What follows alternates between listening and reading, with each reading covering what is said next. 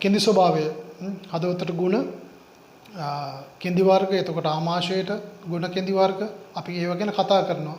ඉතින් මේකේ සෑහෙන ෆයිබර් අඩංගුයි. මේ රෙසිස්ටන්ට් ස්ටාර්ච් එක වැඩි. ෆයිබර් ගතිය වැඩි මේකේ.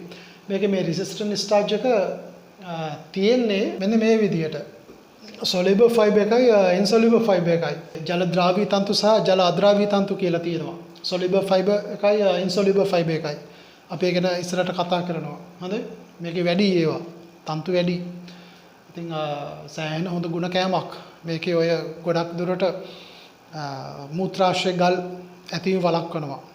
ආමාශයට සෑහෙන ගුණයි මේක. ශක්තිය, එනර්ජි එක මේක හරි ඉහළයි.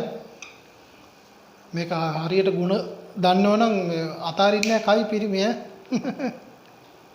මල කන්න නැතුව ඉන්න එපා. මේකේ මාර හයියක් තියෙන ශක්තිය වැඩි මේකේ.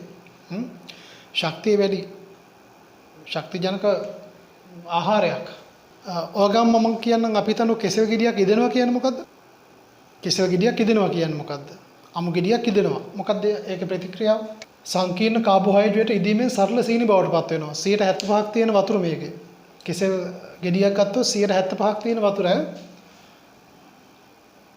75ක් තියෙන. අපි ඉදෙනවා කියලා කියන්නේ සංකීර්ණ කාබෝහයිඩ්‍රේට් ඉදීමෙන් සරල සීනි බවට පත් වෙනවා.